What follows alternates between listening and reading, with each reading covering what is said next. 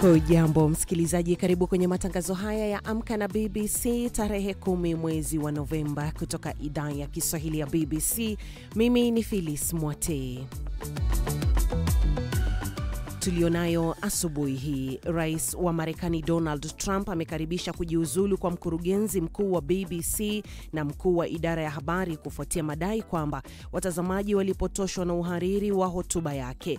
Kimbunga Fung kilichotua Ufilipino siku chache baada ya kimbunga Kalmagei kuwaua zaidi ya watu 200 kinaelekea eneo la bahari ya kusini mwa China. Na mkutano wa COP30 unaanza leo Belém nchini Brazil.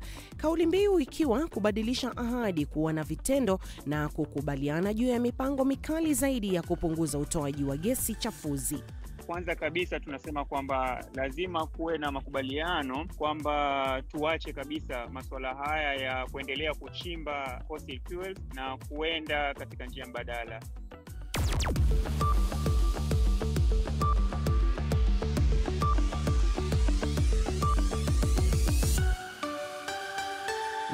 Bila shaka hayo ni baada ya muda usiokuwa mrefu, kwani kwa sasa nampisha mwenzangu Halima Nyanza kusomea muhtasari wa habari. Karibu Halima. Asante Phils, na habari msikilizaji. Bunge la Senate la Marekani limepiga kura juu ya makubaliano ambayo yanaweza kusababisha kumalizika kufungwa kwa muda mrefu kwa shughuli za serikali. Wabunge 8 wa Senate kutoka chama cha Democrats wameripotiwa kukubali kuunga mkono hatua muda mfupi ya chama cha Republican ya kuongeza ufadhili wa serikali hadi mwisho mwa Januari, na pia kuunga mkono mpango mkubwa zaidi wa kufadhili mashirika kadhaa muhimu. Hata hivyo, kiongozi wao Jack Schumer akizungumza na waandishi wa habari amesema amepiga kura ya hapana. Mkurugenzi mkuu wa shirika la utangazaji la BBC Tim Davis amejiuzulu sambamba na mkuu wa kitengo cha habari Deborah Turnes. Viongozi hao walikuwa katika shinikizo baada ya kuvuja kwa taarifa inayodai kuwepo kwa upendeleo na kipindi maarufu cha makala ya uchunguzi kinachoonyesha picha za kupotosha za rais wa Marekani Donald Trump wakati wafuasi wake walipovamia jengo la bunge la Marekani mwaka 2021. Kwa upande wake, Deborah amekiri makosa yamefanyika, lakini hata hivyo amesema madai ya upendeleo ndani ya BBC sio ya kweli. Umoja wa madaktari nchini Sudan umelaumu kundi la wapiganaji wa RSF nchini humo kwa kuondoa mamia ya miili ya watu waliokufa kwenye mitaa ya mji mkuu wa jimbo la Darfur Kaskazini, El Fasher, ili kuficha shutuma dhidi yao ya mauaji ya raia. Zaidi na David Nkiam. Mtandao wa madaktari nchini Sudan umesema baadhi ya maiti zimezikwa katika kaburi la pamoja huku nyingine zikichomwa moto. Mtandao huo umelaani na kushutumu mauaji hayo kama mauaji ya halaiki ya kupangwa na kutaka kufanyika kwa uchunguzi huru wa kimataifa. Vita vya wenyewe kwa wenyewe nchini humo ambavyo vilianza mwaka 2023 vimeua makumi kwa maelfu ya watu huku wengine maelfu wakikimbia makazi yao. Jeshi la Sudan na wapiganaji wa RSF wote kwa pamoja wamekuwa wakituhumiwa kufanya uhalifu huo wa kivita. Na wanaharakati nchini Afghanistan wamesema mamlaka za Taliban katika mji wa magharibi wa Herat zimeamuru wanawake kuvaa vazi la kufunika mwili mzima maarufu kama burkas ili kuweza kuruhusiwa kuingia hospitali na katika ofisi za serikali. Wanaharakati hao wamesema walinzi wa Taliban kwa siku kadhaa wamekuwa wakiwakataza wanawake hao kuingia maeneo pamoja na shule iwapo mwili au uso haujafunikwa. Hata hivyo, msemaji wa Taliban amekanusha taarifa za kutolewa kwa agizo hilo juu ya mavazi hayo, na pia amepinga taarifa kuwa wanawake wanazuiwa kuingia katika vituo vya kutolea huduma za afya. Hii ni BBC. Muktasari wa habari umesomwa kwako na Halima Nyanza. Matangazo haya ya Amka na BBC unayapokea kupitia FM na redio wa shirika mbalimbali Afrika Mashariki na Afrika ya Kati, lakini yako vile kwenye tovuti yetu ya bbcswahili.com na mubashara kwenye ukurasa wetu wa Facebook wa BBC Swahili. Karibu, mimi ni Phyllis Mwate. Kimbunga kikali Fung kilichotua Ufilipino siku chache baada ya kimbunga Kalmagei kuwaua zaidi ya watu 200 kinaelekea eneo la bahari ya kusini mwa China. Fung inaambatana na upepo mkali na mvua kubwa. Wanasayansi wamekuwa wakionya kuwa vimbunga vinavyotokea kwa sasa vinazidi kuwa na nguvu zaidi kutokana na athari za mabadiliko ya tabia nchi zinazosababishwa na binadamu. Zaidi na Beldin Waliaula. Kimbunga Fung kimeipiga mashariki mwa pwani ya Ufilipino na kuwaua watu wawili, huku mamilioni ya watu wakiyahama makazi yao wakitafuta maeneo salama. Kimbunga hicho kilipiga wilaya ya Aurora na kisiwa cha Luzon hapo jana. Kimbunga hicho kilikuwa kimeambatana na dhoruba kali. Shirika ya hali ya hewa nchini Filipino imeonya ujio wa upepo mkali ambao huenda ukaharibu miundombinu. Kimbunga hiki cha Fungwong kimejiri siku kadhaa baada ya watu 200 kufariki kutokana na kimbunga Kalmaegi. Maeneo mashariki mwa Ufilipino tayari yameanza kushuhudia mvua kubwa na upepo mkali kuanzia siku ya Jumamosi. Wakazi wa maeneo ya Catanduanes na maeneo mengine yenye hatari ya kupigwa na kimbunga hicho wametakiwa kuhamia maeneo salama. Shirika la Msalaba Mwekundu la Ufilipino limesema wametoa makazi ya muda kwa baadhi ya watu, huku umeme ukikatika katika maeneo mengi. Kuna zaidi ya watu 14,000 ambao wamehamia sehemu salama tofauti. Pia tumeweza kuwapa chakula. Kwa sasa tunatumia jenereta kupata mwangaza kwa sababu maeneo mengi kufikia sasa hayana umeme. Kimbunga Fungwong kilitarajiwa kupunguza makali yake kabla ya kufika pwani ya Ufilipino, ila hali ya hewa imekuwa tofauti. Shughuli za uokoaji zimesitishwa kwa muda, huku mafuriko yakitarajiwa hadi mji mkuu wa Manila. Kufikia sasa takriban watu 100 hawajulikani waliko baada ya kimbunga Kalmaegi kupiga maeneo mengi ya Ufilipino na kuwaua watu 5 nchini Vietnam. Rais wa Marekani Donald Trump amekaribisha kujiuzulu kwa mkurugenzi mkuu wa BBC na mkuu wa idara ya habari kufuatia madai kwamba watazamaji walipotoshwa na uhariri wa hotuba ya rais huyo. Tim Davie na Deborah Tanis wamejiuzulu baada ya waraka wa ndani uliovuja kukosoa makala ya BBC ya Panorama. Walikuwa katika shinikizo baada ya kuvuja kwa taarifa hiyo inayodai kuwepo kwa upendeleo kwa makala hayo ya uchunguzi kuonyesha picha za kupotosha za rais huyo wa Marekani wakati wafuasi wake walipovamia jengo la bunge la Marekani mwaka 2021. Zaidi na Halima Nyanza. Tim Davis na Deborah Tanis wamejiuzulu baada ya kuvuja kwa taarifa ya ndani iliyokosoa makala ya uchunguzi ya BBC kwa kuhariri sehemu 2 za hotuba na kuziunganisha pamoja kiasi cha kuonekana kuwa Rais Trump anahimiza waziwazi ghasia katika jengo hilo la bunge. Taarifa hiyo ya ndani pia ilikosoa taarifa nyingine za matukio ya habari yaliyoandaliwa. Msemaji wa ikulu ya Marekani Caroline Leavitt ameandika katika ukurasa wake wa Twitter kwamba kujiuzulu kwa viongozi hao kunafuatia ukosoaji wake kwa BBC kwa kile alichodai kwamba habari zake 100% ni za uongo. Nalo baraza la Wayahudi nchini Uingereza limearifu kuwa jamii yao nchini humo imekosa imani na BBC kutokana na habari zake ilizotoa katika kipindi cha miaka 2 iliyopita katika eneo la Mashariki ya Kati kwa kile ilichoita mabadiliko makubwa ya utamaduni ndani ya shirika. Tim Davis amekiri kwamba makosa yamefanyika, lakini kwa upande wa mkuu wa kitengo cha habari Deborah Tanis amekanusha madai ya mfumo wa upendeleo ndani ya BBC. Akizungumzia kujiuzulu kwa Tim Davis, waziri anayeshughulika na masuala ya utamaduni wa Uingereza Liza Nand amemshukuru Tim Davis kwa kuiongoza BBC katika kipindi cha mabadiliko makubwa na kusisitiza umuhimu wa habari za kuaminika katika kuimarisha demokrasia. Kwa upande wake, kiongozi mkuu wa upinzani nchini Uingereza Kemi Badenoch amesema madai ya upendeleo kwenye mfumo wa taasisi hayawezi kuondolewa kwa kujiuzulu watu wawili tu. Tim Davis ambaye ameiongoza BBC kwa miaka 5 amesema ataendelea kubaki katika wadhifa huo kwa muda ili kuruhusu mchakato katika kipindi cha mpito kupatikana kwa mkurugenzi mkuu mpya.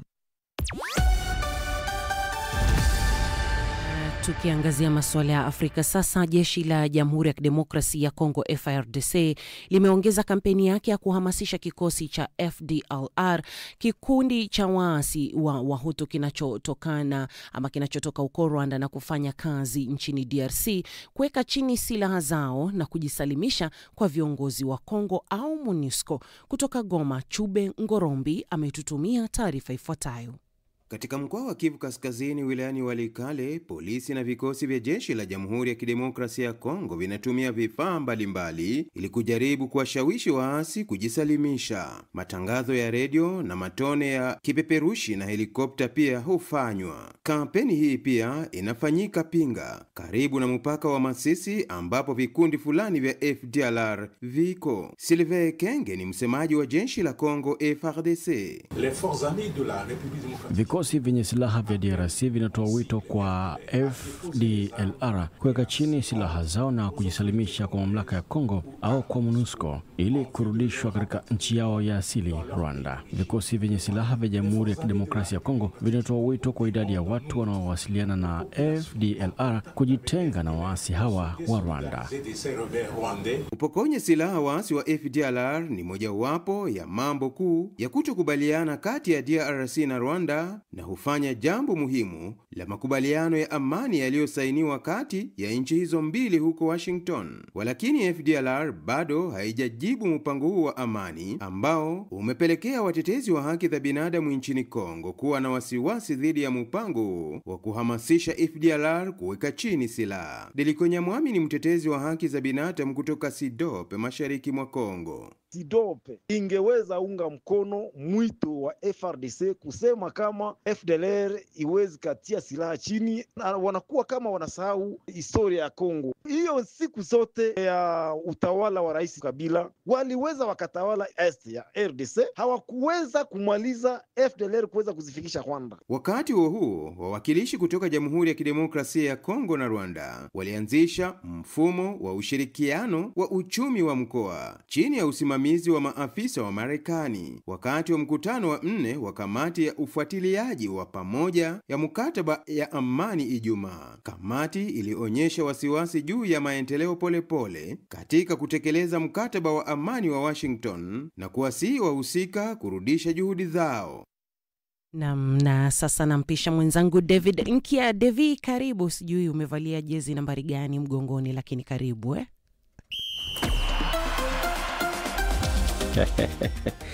Asante sana Felix Matei. Bila shaka ujambo msikilizaji. Ligi kusoka England imeendelea kwa michezo kadhaa. Aston Villa wakaitandika Bournemouth 4-0, Brentford 3, Newcastle 1, Crystal Palace 0 dhidi ya Brighton, Nottingham 3 wakikunguta hawa Leeds 3-1. Man City ukiwa ni mchezo wa mwisho kabisa wakaifundisha double Liverpool majogoo wa jiji kwa kuwatandika 3-0. Pale Hispania mchezo wa mwisho kabisa ulikuwa kati ya Celta Vigo wakiwa katika dimba lao la Estadio de Balaídos walipokubali kichapo cha 4-2 dhidi ya Barcelona Mabaka. Kwenye tennis mkali Carlos Alcaraz amesema ameingia finali za ATP kwa motisha, huku akisonga hatua karibu na nafasi ya kwanza duniani baada ya kupata ushindi dhidi ya Alexei de Minaur. Mhispania huyo mwenye miaka 22 ameshinda seti 7-6, 7-5, 6-2 ndani ya saa 1 dakika 40 mjini Turin nchini Italia. Alcaraz amecheza mechi yake 3 kwenye mashindano ya kumalizia msimu, lakini hajawahi kufikia finali hapo awali. Alijiondoa akiwa na majeraha mwaka 2022, akashindwa katika nusu finali mwaka mmoja baadaye, na akashindwa vile vile kufuzu katika kundi hilo hapo mwaka jana. Kwenye mbio za magari, Lando Norris wa McLaren ameongeza matumaini ya kufanya vizuri baada ya kung'ara vilivyo dhidi ya mchezaji mwenzake na mpinzani wake Oscar Piastri kwa kupata alama 24 kwa ushindi mkubwa katika mbio za Sao Paulo Grand Prix huko nchini Brazil. Licha kwamba alitoka nje ya barabara na kuingia kwenye shimo, lakini alifanikiwa na anasonga mbele kwa ushindi mkubwa, licha kwamba vile vile yupo nyuma ya Nori kwa alama 49. Kwenye tetesi za soka, Phillies huyu ni Tottenham Hotspur wamemfanya winga wa Everton Iliman Ndiaye mwenye miaka 25 kuwa mchezaji anayelengwa zaidi, lakini Newcastle United, Juventus, AC Milan na Atletico de Madrid pia wanamfuatilia mchezaji huyo. Chelsea nao pamoja na Spurs wanafikiria uhamisho wa Januari kwa mshambuliaji wa Juventus na Canada Jonathan David mwenye miaka 25. Everton inaweza kuhamia kwa mshambuliaji wa Midtjylland huyo ni Franklin June mwenye miaka 21 mwezi Januari, lakini inakabiliwa na ushindani kutoka kwa Bologna kwa mchezaji huyo wa kimataifa wa Guinea Bissau. Kwa upande wa Liverpool wapo tayari kutoa euro milioni 100 kumsajili mchezaji wa kimataifa wa Italia Alessandro Bastoni mwenye miaka 26 kutoka Internazionale Milan ya pale Italia. Felix, mimi namaliza michezo namna hiyo, lakini huyu anaambiwa kwamba umeambiwa good morning my love ama umeachiliwa tu kama ng'ombe za kwenye mnada. Jamani, mimi na wewe umeambiwa hivyo au la? Asisemi kitu.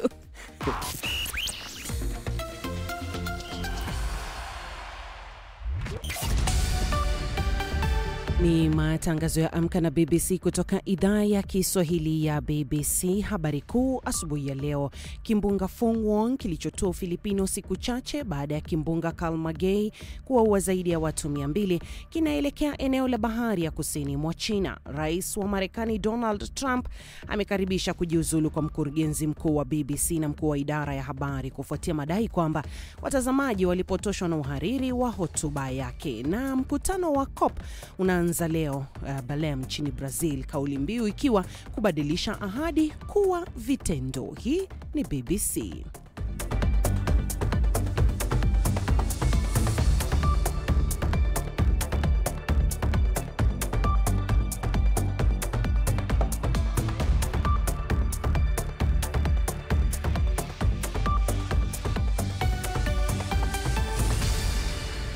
Na imetimia sasa saa 12 na dakika 16 Afrika ya Kati, na baadhi ya maeneo ya maziwa makuu na Afrika Mashariki ni saa 1 na dakika 16. Kumbuka matangazo haya unaweza kuyapokea vile mbashara kwenye ukurasa wetu wa Facebook wa BBC Swahili. Sasa msikilizaji, sio kila wakati kufikia malengo ya hali ya hewa kunahitaji uwekezaji wa mabilioni ya dola. Wakati mwingine kunahitaji tu shepe, miche na mtoto. Kusini mwa Kenya, jamii moja imeamua kuwa kila anapozaliwa mtoto wanasherehekea kwa kuchukua hatua ya kupambana na mabadiliko ya tabia nchi, ambapo kwa kila mtoto anayezaliwa miti 10 hupandwa. 5 inapandwa nyumbani na 5 katika shule iliyo karibu. Mradi huo wa mti mtoto unasaidia kurejesha maeneo yaliyoharibika na kuchangia katika mpango wa serikali ya Kenya kupanda miti bilioni 15 ifikapo mwaka 2032. Zaidi na Peter Mwangangi. Miaka 5 iliyopita, Mkanjumwa Mwandisha alijifungua mtoto wake wa kike kwa jina wa Kesho hapa Wundanyi, kaunti ya Taita Taveta, kusini mwa Kenya. Kama zawadi aliletewa miche 10 ambayo alipanda hapa shambani na pia shuleni. Miti hiyo sasa imekuwa na kumzidi urefu wa Kesho, huu ukiwa mwanzo wa funzo muhimu kwa mtoto huyu kuhusu utunzaji wa mazingira. Wakati alianza kukua, nilimpeleka shambani nikamuonyesha kwamba hizi miti uliletewa zawadi wakati ulizaliwa, ili ujue maana ya miti, upende miti ukiwa mtoto, na ikiwezekana kila wakati unaadhimisha mwaka wako wa kuzaliwa upande miti mingine. Kwa hivyo nikamueleza pia umuhimu wa miti na jinsi ya kukuza, kulimia, kuweka mbolea. Mkanjumwa ni miongoni mwa wanawake wanaohusika katika juhudi za kuimarisha mazingira ya hapa, ambayo kwa miaka mingi yalivutia kwa ubora wake, ila sasa yanabadilika. Lakini kuna matumaini.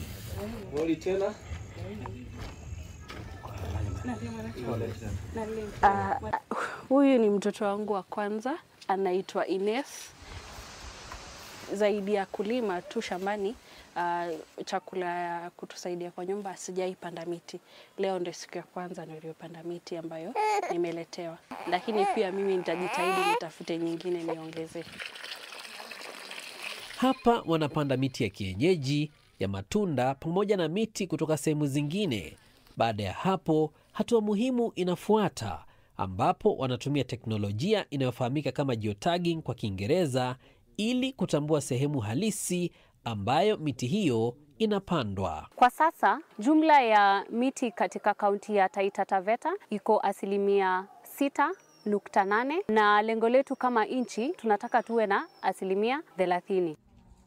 Watafiti pia wanatumai kuwa mpango huu utaimarisha maeneo yanayopendelewa na kutumiwa na spishi 3 za ndege walio hatarini kutoweka, ambao wanapatikana katika eneo hili pekee. Ndege hao ni Taita Apalis, Taita Thrush na Taita White Eye. Kwa mtoto wa Kesho, kesho yake ni ya matumaini, jamii ikitumai kuwa yeye na wenzake wataendeleza kazi hii na kuipokeza kwa kizazi kijacho. Na viongozi wa mataifa mbalimbali duniani na wataalamu wa masuala ya tabia nchi wanakutana Belém katika eneo la Amazon nchini Brazil kwa ajili ya mkutano wa COP30, mkutano wa hivi karibuni zaidi wa Umoja wa Mataifa kuhusu mabadiliko ya tabia nchi ambao unaanza leo Jumatatu. Awali nimezungumza na John Banga na Kay ambaye ni mtaalamu mwandamizi wa kilimo na mazingira nchini Tanzania, na Omar Elmawi, mratibu Africa Movement of Movements, na wanaanza kwa kueleza kama kuna matarajio yote mapya yatakayonufaisha nchi zinazoendelea hasa za bara la Afrika.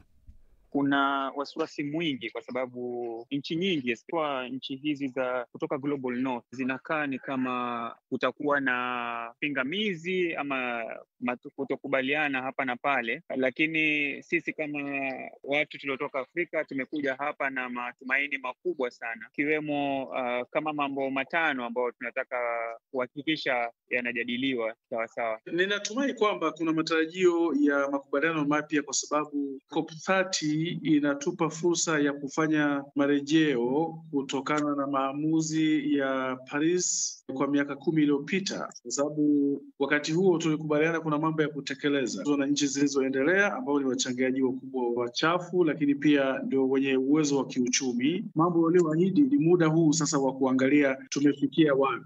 La muhimu sana ni lipi ambalo ni kipaumbele mmeweka mnataka lijadiliwe? Kama watu tuliotoka Afrika bado tuna matumaini makubwa kuhusu mazungumzo haya ya mabadiliko ya tabia nchi, na mambo ambayo tunayaangazia kupeana kipaumbele zaidi kabisa ni swala la kwamba tupo katika sitofahamu hii ya masuala ya mazingira kwa sababu ya fossil fuels ama oil, gas na coal. Kwa hivyo kwanza kabisa tunasema kwamba lazima kuwe na makubaliano kwamba tuache kabisa masuala haya ya kuendelea kuchimba fossil fuels na kuenda katika njia mbadala. Pili ni kwamba kuna upungufu mkubwa ukiangalia yale maendeleo ambayo yanapatikana Afrika. Zaidi ya watu milioni 600 hawana umeme, karibu watu bilioni 1 katika bara la Afrika hawana access ya clean cooking ama njia za kupika ambazo hazileti madhara ya kiafya. Kwa hivyo tunasema kwamba lazima kuwe na hela ambayo inatengwa kuhakikisha kwamba kunapatikana umeme huu katika njia nzuri, na pia kuhakikisha kwamba watu wanapata clean cooking. La mwisho kabisa ni swala ambalo limekuwa swala tata sasa, ambalo linauzwa kwetu kama suluhisho, swala la carbon markets. Tunasema kupeana carbon markets ama uuzaji wa hewa ya kaboni kwa njia za kwa mfano kupanda miti na kadhalika, halitoleta suluhisho kamili kwa masuala ya tabia ya nchi, na pia linapeana ardhi nyingi ambayo inahitajika katika kutengeneza vyakula katika kontinenti ya Afrika. Kwa hivyo hili si suluhisho. Suluhisho ni tuache kuchimba fossil fuels na kuleta njia nzuri mbadala za kutengeneza na umeme kama renewable energy kupitia upepo, jua na kadhalika. Haya ndio mambo ambayo tunaangazia zaidi hapa, na tunahakikisha kwamba tunaweza kupata makubaliano katika wiki 2 hizi ambazo tutakuwa hapa Belém, Brazil. Nchi tajiri ambazo zinaahidi dola bilioni 100 kila mwaka, je, fedha hizo zimeshawahi kufika Afrika kwa uhalisia unadhani? Pesa hizi kiukweli tokea zimeahidiwa zimekuwa zikifika katika nchi zinazoendelea ikiwemo bara la Afrika kwa mwendo wa kusuasua sana. Naweza nikasema hivyo kwa sababu utaona dunia imeshuhudia hata miaka 2 tu haijapita hapa kwamba nchi zile ambazo zina uchumi mkubwa duniani kama Marekani na zinginezo zimekuwa zikipunguza kiwango cha mchango wao na pia hata kujitoa. Marekani ni mfano mzuri wa nchi ambayo imejitoa kabisa kwenye masuala ya kufadhili mambo ya mabadiliko ya tabia nchi. Na umetaja hela kuongezwa ama kupeanwa.